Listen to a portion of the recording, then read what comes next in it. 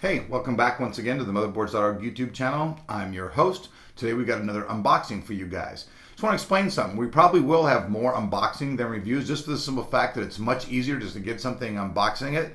When I'm doing the review, I actually got to take it in the lab, test it, do a bunch of stuff, crunch all the numbers, make the graphs, all the rest of the stuff. So there's always going to be probably a more of an influx of unboxings. There's a lot of reviews on the channel for you guys to check out, and there's a lot of new products coming out, so there'll be more reviews of these products.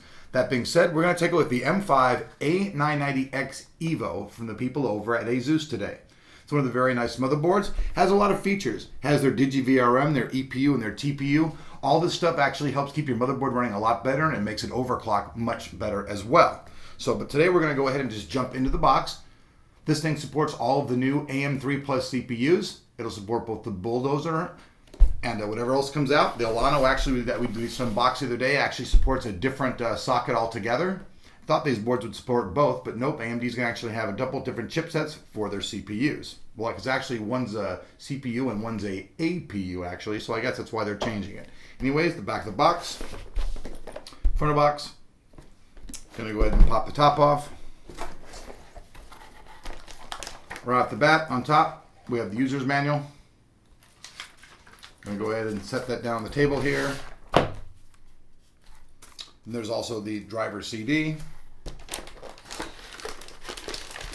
Move all the rest of the stuff out. We got 1, 2 of the USB 3.0 cables. Those will also work with the older USB 2.0 drives as well. And let's see here. Alric definitely needs to buy glasses though, because he is going blind. Here is one SLI cable. Here are the two pop-off pins for the easy setup. Those are for using the cables from your case to your motherboard. And then last but not least, we have the rear I/O. So that's basically all of this stuff. This would be like a picture on what I would say would be the bundle page of any motherboard review you would see. Go ahead and pull that off so you can take a look at the motherboard itself. ASUS, like all the other manufacturers these days, is really concentrating hard on features. Features are these days what really set boards apart. Performance on boards is not that much difference, so nowadays everybody's trying to just get the most features on their motherboard. Now I'm going to go ahead, there's 3 major features right here. Go ahead and zoom in on that so you can see this. These are all printed nice and out here for you guys to see. ASUS likes to make sure that all that stuff's known. ASUS motherboards are known for their features. They're known for being really good in overclocking as well. You're going to see right now we have a cooling solution that goes all the way down here on the north bridge. South bridge isn't too much cooled. It's got just a single passive cooler here right now. It doesn't have any moving parts or anything. Should work okay though. The south bridge doesn't usually get that hot.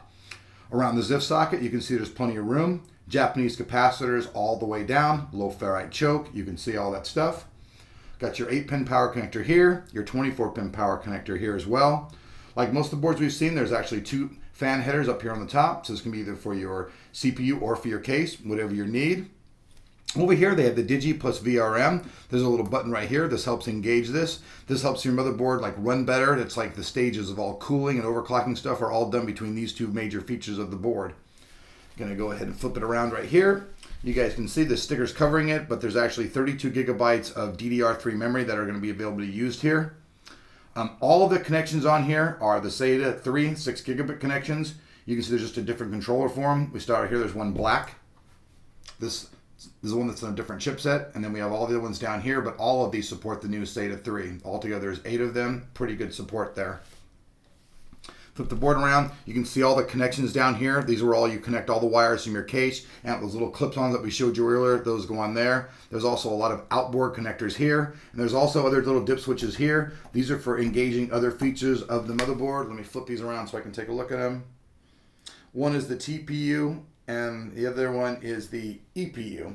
So if you want to use those features, you just click on these buttons, those engage it and let you use them. So we have 2 of the PCI X slots. The one is 16, one is 8. We have 2 of the PCIe 1 slots, and then we have just a standard PCIe slot here. Just a standard PCI slot. Sorry about that. Let's see here. That's really about it about the front of the motherboard. I'll just flip it around and let you guys see the back of the motherboard. A lot of you guys ask questions about handling the stuff and everything. I always ground myself out before I touch any of this stuff. You really don't need to ground yourself out with a permanent thing. As long as you've touched something, there's no electricity on yourself. Once you're in a fixated position, it's okay. Gonna flip it around, take a look at the rear I/O. We have legacy PS2 keyboard port right here. Have a couple of 2, 4, 6, 8 of your standard USB 2.0. Then we have 2 of the USB 3.0. We have a powered eSATA right here. We also have another combination port right here. I'm not sure exactly what it is. I'll look that up when we do the actual full review, but that's definitely a combination port of one type, probably either USB and SATA. That's probably what it is. And then right here we have the SPDIF connection.